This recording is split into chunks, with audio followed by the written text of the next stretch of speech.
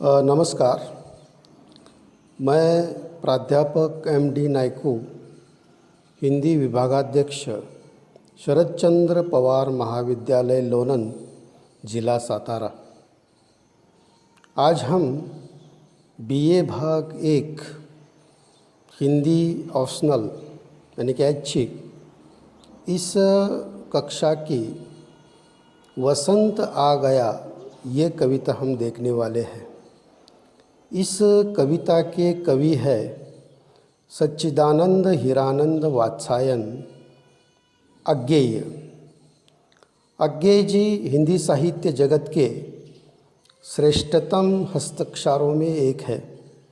उनका पूरा नाम सच्चिदानंद हीरानंद वात्सायन है।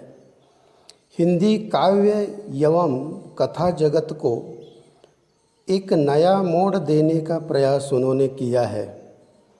अज्ञेय जी हिंदी काव्यधारा के प्रयोगवाद एवं नई कविता आंदोलन के मुख्य कवि है।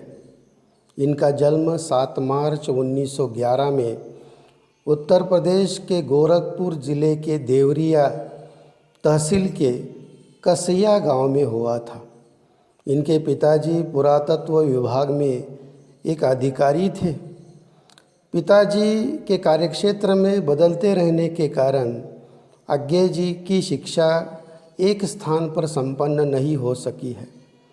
उनकी शिक्षा जो है अलग अलग ठिकानों पर हो गई है। अज्ञेय जी छायादोत्तर काल के कवियों में महत्वपूर्ण स्थान रखने वाले कवि हैं। उन्होंने बहुत सारी साहित्य संपदा जो है वह लिखी है। उनके बहुत सारे कविता संग्रह है, उपन्यास है, उसी प्रकार उनकी कहानी संग्रह है, यात्रा वृत्त है, निबंध संग्रह है, नाटक, संस्मरण तथा संपादन कार्य भी उन्होंने किया है। उनका हिंदी साहित्य जगत में एक सम्मानपूर्वक नाम लिया जाता है। उन्हें आंगन के पार द्वार इस कविता संग्रह के लिए सन 1964 में साहित्य अकादमी का पुरस्कार मिला था।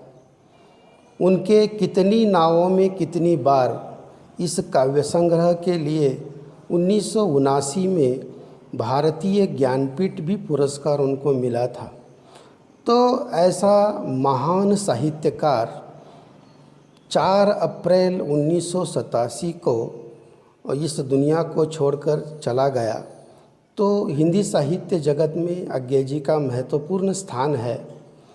आज हम उनकी वसंत आ गया ये कविता देखेंगे। सबसे पहले मैं कविता पढ़ता हूँ। मलयज का झोंका बुला गया, खेलते से स्पर्श से रोम रोम को कंपा गया। जागो जागो जागो सखी वसंत आ गया। पीपल की सूखी खल स्निग्ध हो चली, शिरीष ने रेशम से वेनी बांध ली। नीम के बौर भी मिटास देख, हंस उठी है कचनार की कली। टेसुओं की आरती सजा के बन गई वधू वनस्थली। तो यहाँ तक की पंक्ति का हम अर्थ देखेंगे। प्रस्तुत कविता के माध्यम से कवि ने वसंत ऋतु के आगमन से उत्पन्न उल्लासमय, ताजगी भरे, सुंदर एवं सुहाने माहौल को बेहद खूबसूरती के साथ चित्रित किया है। कवि वसंत के आगमन की सूचना देते हुए सभी को जगाने या जगने या चेतित होने का आह्वान करते हुए कहते हैं कि जागो। मलय का झोंका खेलता हुआ अपने मधुर स्पर्श से रोम रोम को रोमांचित करते हुए बुला रहा है। जागो, वसंत आ गया है। वसंत के आने पर माहौल किस प्रकार से आह्लादित हो गया है ये बताते हुए वे कहते हैं कि पीपल की सूखी खाल कोमल एवं तरोताज़ा होने लगी है। शिरीष के फूल खिल उठे हैं और अपने अनोखे सौंदर्य को बिखेर रहे हैं। साथ ही ऐसे माहौल में नीम के बौर में भी मिठास छाई हुई है और इसे देखकर कचनार की कली हंस उठी है। पलाश के फूलों से आरती सजाते हुए ये वनभूमि वधू जैसे सज गई है। सारा आकाश प्रेम और स्नेह के बादलों से छा गया है। यह कवि ने प्रकृति के अप्रतिम सौंदर्य को उंडेलते हुए बेहद सुंदरता से उसे साकार किया है। आगे देखिए, स्नेह भरे बादलों से वे मुछा गया, जागो जागो जागो सखी वसंत आ गया जागो। चेत उठी ढीली देह में लहू की धार, बेंध गई मानस को दूर की पुकार। गूंज उठा दिग दिगंत, चिन्ह के दुरंत वह स्वर बार। सुनो सखी सुनो बंधु, प्यार में ही यौवन है, यौवन में प्यार। आज मधुदूत निज गीत गा गया, जागो जागो जागो सखी वसंत आ गया जागो। आगे देखिए, वसंत के आने से पूरे आभामंडल में नवचेतना जागृत हो गई है। यौवन खिल उठा है, निष्प्रभ शरीर में खून की धार चेतित हो उठी है।